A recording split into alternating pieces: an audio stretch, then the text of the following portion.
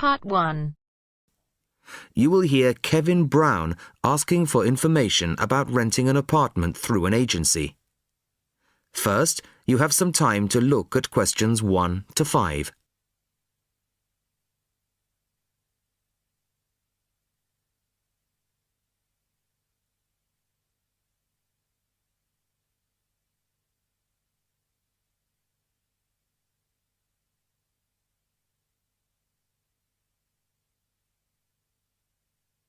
Now the test will begin.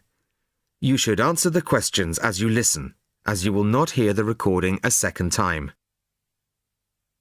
Listen carefully to the first part of the conversation and answer questions 1 to 5. Good afternoon. How can I help you? Hello, my name's Kevin Brown. I saw your advertisement in today's local paper, apartments to let in all areas of the city. Yes, Mr. Brown. We currently have several properties available. What part of the city were you thinking of? Well, city centre ideally. OK. And what price range are you interested in? I don't really know. What have you got? Well, prices start at £400 a month, going up to £1,000 a month. OK. And what's the difference? What does the price depend on? Well, the number of bedrooms mainly. The cheaper apartments have 1 bedroom, while the most expensive have 3 or 4 bedrooms. OK. 2 bedrooms would be nice. So I'll say 2 bedrooms up to £600 a month. Do you have anything like that? Right, sir. We have... just give me a moment, please. We have 2 properties that might interest you. One is in North Street. It's a very nice apartment, but it's £750 a month. But that includes a private parking space. £750. That's a bit higher than I'd like to go, really. Do you have anything less expensive? Yes. We have another one at £625 a month. £625? All right, that sounds interesting. Where is it? It's in Cornell Road, at number 12B. I don't know that. How do you spell it? It's Cornell. It's near the park. I've never heard of it, but I'm sure I'll be able to find it on a map. Before you hear the rest of the conversation, you have some time to look at questions 6 to 10.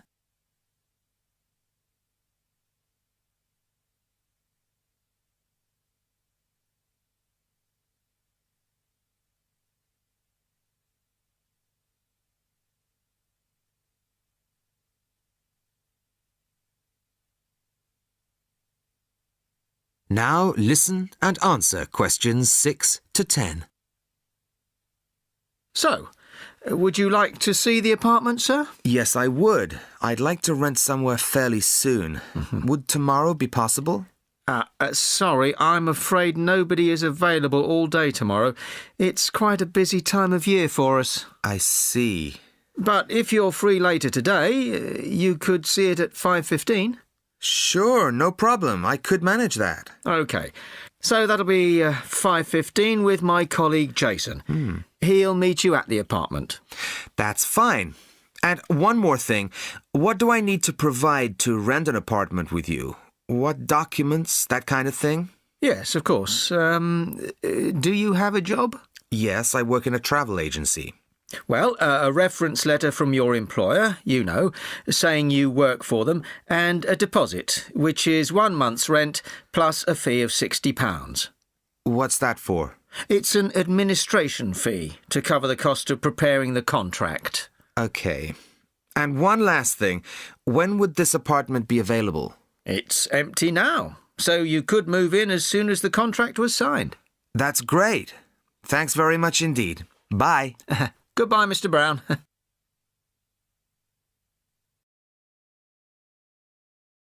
That is the end of part 1. You now have half a minute to check your answers.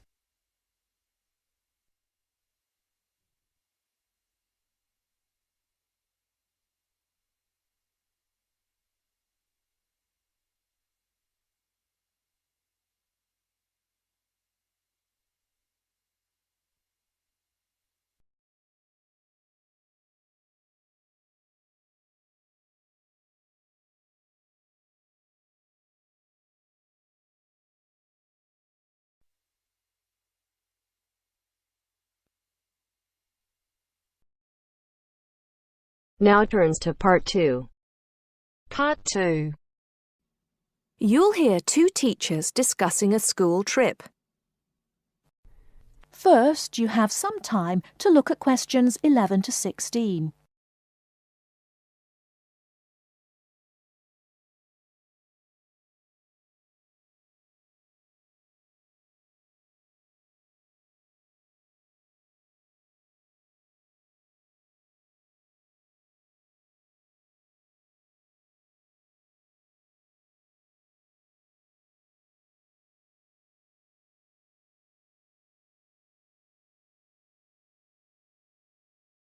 Now, listen carefully and answer questions 11 to 16. Oh, there you are, Paul. Do you have a few minutes? Can we think about this year's school trip? Hi, Jean. Yes, of course. Have you got any ideas? I've been looking through some information, and I've brought a few leaflets with me. Here you are. Okay, thanks. Just remind me when the trip is. Next Friday.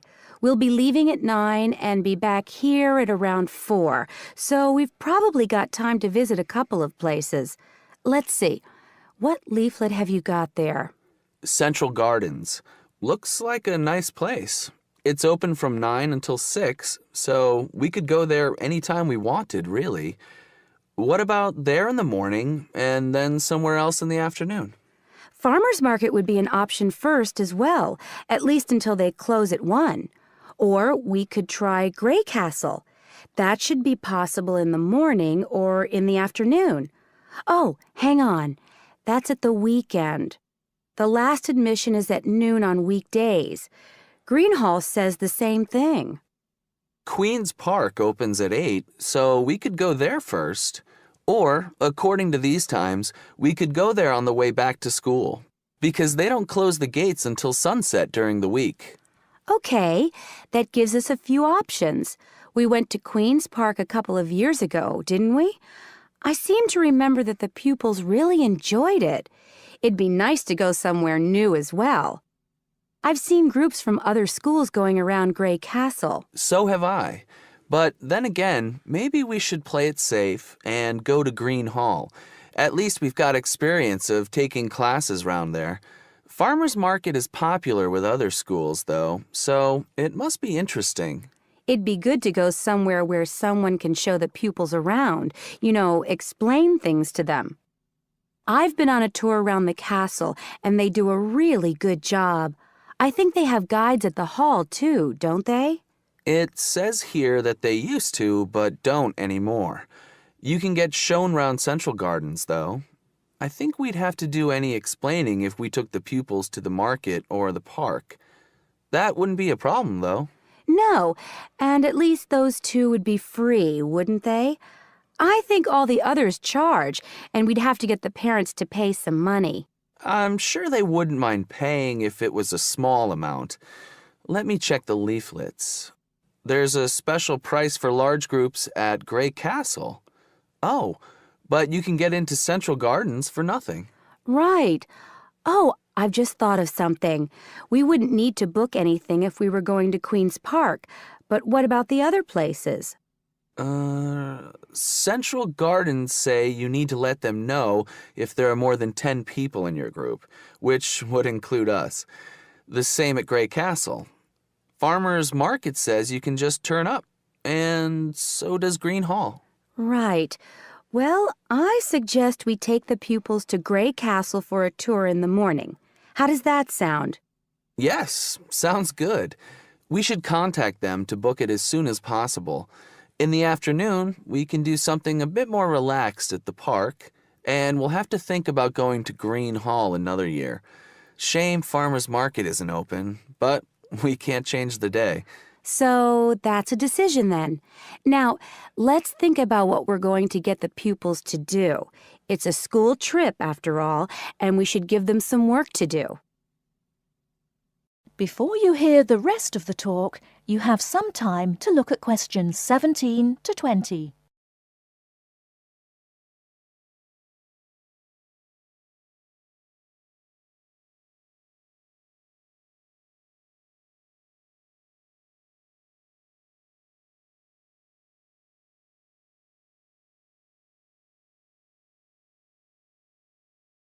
Now listen and answer questions 17 to 20. I think they should know something about the place before they go. That way they know what they're looking at, and they'll be able to write about it better when they get back. I'll put some information together to look at home and give them copies after the next lesson. Good idea. I'll write something for them to do as they're going round the place. We did a quiz last year, and that worked really well. I'll do the same kind of thing this time. Okay. Now, what about the travel arrangements? How are we getting there? What do you think? I remember one year Mrs. Jackson took her group by bus, and that was a complete nightmare. It's quite a long way, isn't it? We could hire a coach for the day, which is what we usually do, or there's the train. It's rush hour, though, isn't it? So it'll be really crowded. And it'll be more convenient for the rest of the day if we've got our own transport. Yes, we'll do that then. Anything else? Oh, we need to let the parents know what's happening. We could ask the office to call everyone. It would take too long with so many. I know when we send a letter home, there are always a few pupils who lose it, but not all the parents have email yet, so I don't think we have any choice, really. I'll write something and take it to the school office this afternoon. Right. I'll go and tell the pupils the good news.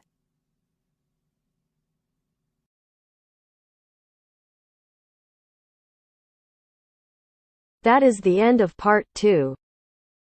You now have half a minute to check your answers.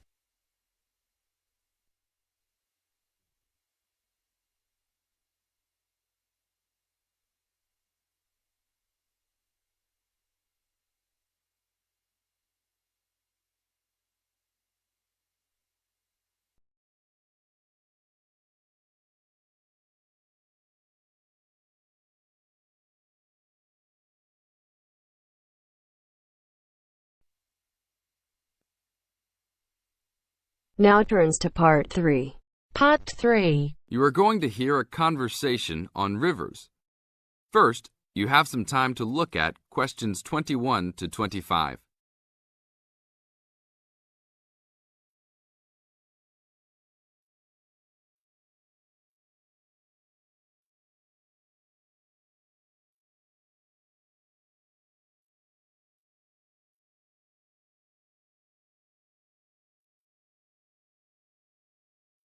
Now listen to the tape and answer the questions.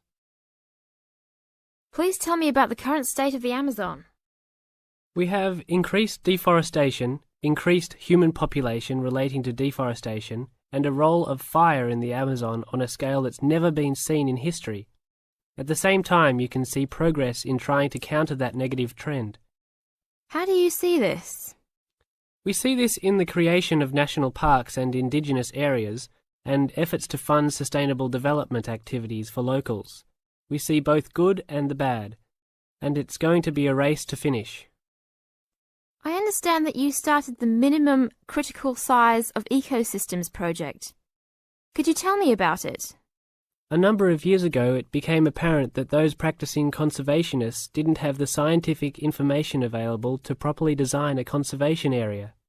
They didn't know how big it had to be, right? People were learning that as forests fragment, the fragments begin to shed species after they become isolated, so they end up becoming poor examples of what they had been. This relates to the size of the fragment. Do people still study this? Yes, there is a rich subfield of conservation biology that looks at the efforts of fragmentation. One of the consequences is a general policy response to set up protected areas that are fairly large, something on the order of 1,000 square kilometres.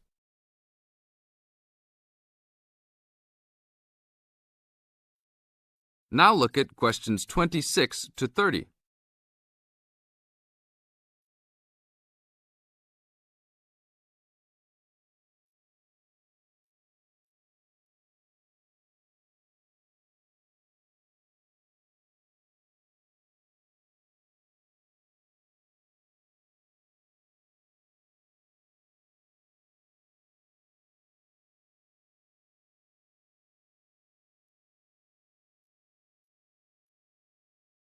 As the talk continues, answer questions 26 to 30.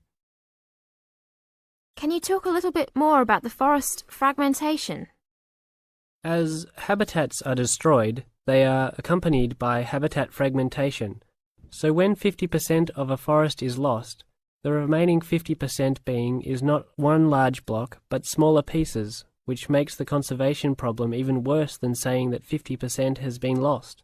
And this affects not just forest, but species diversity, correct? In terms of species loss, we can't give you precise numbers about how many species are lost because of these fragmented landscapes, but we're beginning to get close to where we can make that estimation. And so one of the policy responses to all of this, beyond just trying to create large protected areas, is to try and reconnect the fragments. You've been active in many projects studying the Amazon region over the years. Can you tell us about that process of understanding the Amazon? When people first started looking at conservation priorities, there was not much information about the geography of plant and animal species. One of the first clues was an analysis done in 1969. This looked at bird species and found geographic clusters of species which occurred nowhere else. And those are priority areas for conservation. Was this when people began prioritizing refuges? Yes, it was the first time that someone looked basin-wide at priorities, giving priority to so-called refugean areas. Was this when the new trend to use geographic information systems, or a GIS, started? That was in 1990 after we worked out a whole set of biological and conservational priorities and produced a big map using GIS. What are some of the things that GIS does? Well, there are several advantages of using a geographic information system. First, you can continually update the system so that it's now a constantly changing picture. You can actually watch changes. Then you can include large amounts of data, including information about the vectors of development. Roads, railroads, pipelines, hydroelectric projects, etc. And finally, because it is accessible on the internet, it makes this information available to anyone who's interested. That is the end of part 3. You now have half a minute to check your answers.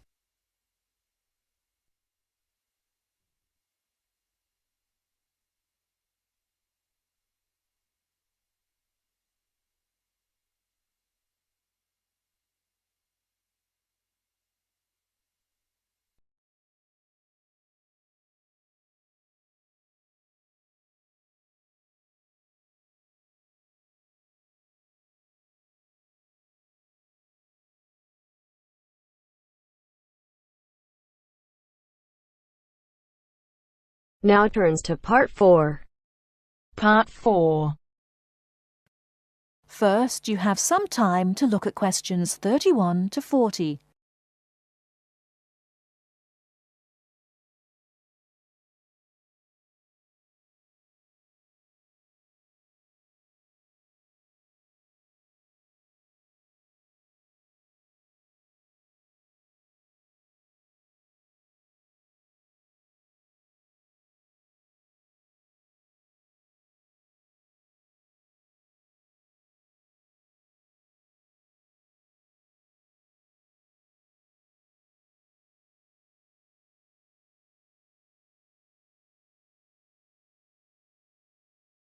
Now, listen carefully and answer questions 31 to 40.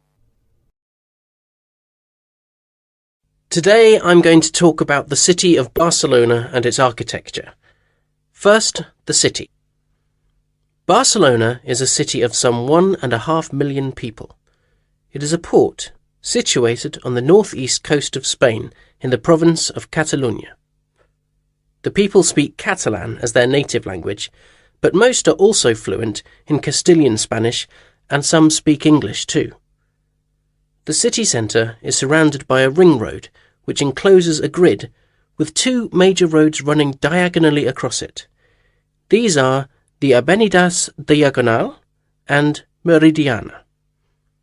Probably the most famous street in Barcelona is La Rambla, which connects the Plaça de Catalunya in the town centre to the statue of Columbus on the water's edge.